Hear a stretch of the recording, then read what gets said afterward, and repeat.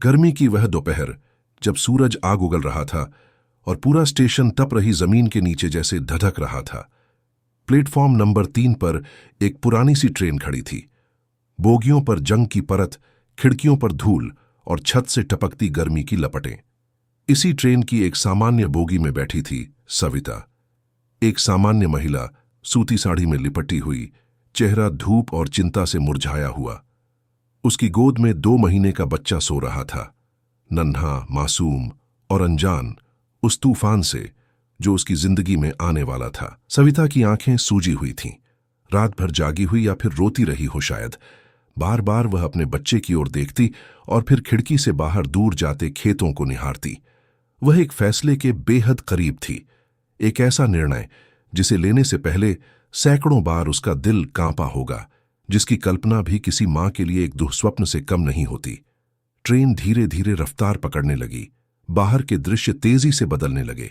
सविता के मन में भी सब कुछ घूम रहा था, वो पुराना जीवन, वो रिश्ते, वो ताने और वह घटना जिसने उसकी आत्मा को झकझोर कर रख दिया था। वो पहले एक सामान्य गृहिणी थी।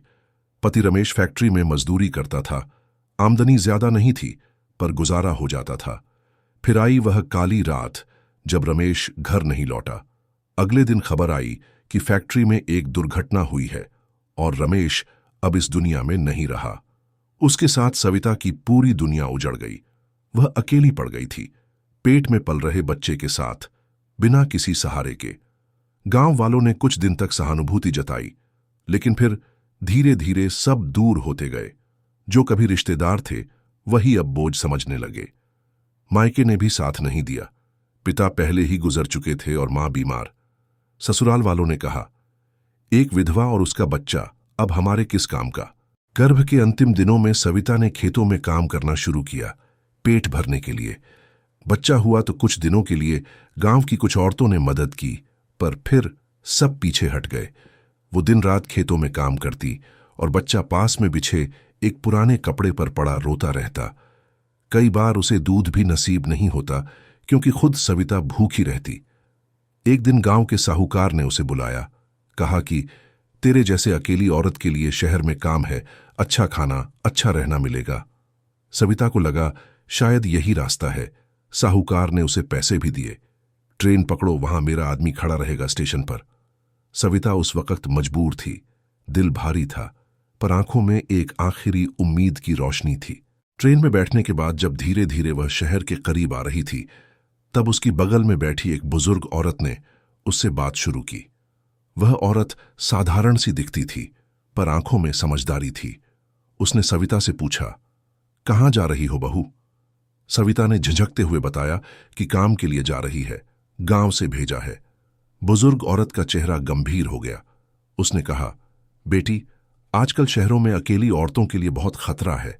कई बार इन काम के बहानों के पीछे सौदागर छिपे होते हैं, इंसान का सौदा करने वाले सौदागर। सविता की रूह कांप गई।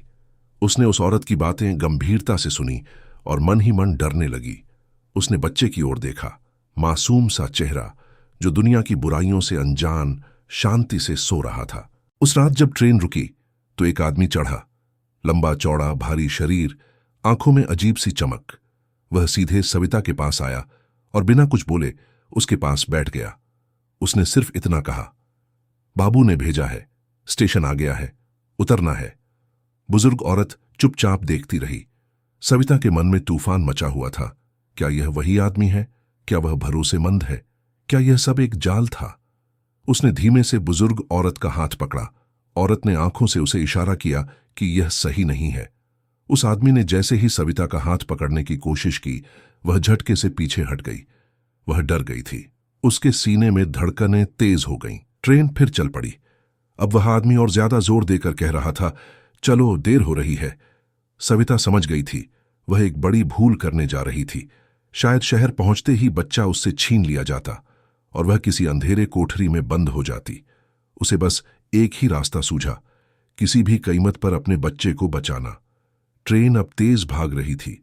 उसने खिड़की से बाहर देखा, खेत, पेड़, नदी सब तेजी से भाग रहे थे। उसने अपने आंचल से बच्चे को कसकर लपेटा, प्यार से माथे पर चूमा और एक बार फिर उसकी आंखों में देखा। फिर एक पल आया, दिल और दिमाग के बीच का संघर्ष चरम पर था, लेकिन मां का दिल जीत गया। उसने अपने आंचल के एक कोने में पोटली बनाई, उसमें बच्चे को लपेटा और खिड़की से बाहर दूर खेतों की ओर फेंक दिया, उस दिशा में जहां उसे एक झोंपड़ी और कुछ लोग दिखे। और फिर चिल्लाई, बचाओ मेरा बच्चा, कोई है क्या? ट्रेन रुकी नहीं। आदमी चौंका, पर अब देर हो चुकी थी। सविता ने हिम्मत जुटाकर चिल्लाना शुरू कर दिया, बचाओ, मुझे अगवा किया जा रहा है। कुछ लोगों ने उसे देखा और रेलवे गार्ड को बुलाया। स्टेशन आने पर पुलिस आई, उस आदमी को पकड़ा गया। पूछताछ हुई और एक बड़ा मानव तस्करी का गिरोह सामने आया। सविता को छुड़ा लिया गया, पर उस बच्चे का क्या हुआ?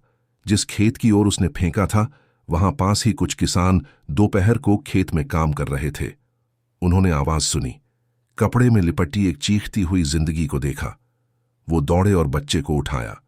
पुलिस को खबर दी गई, बच्चा सुरक्षित था।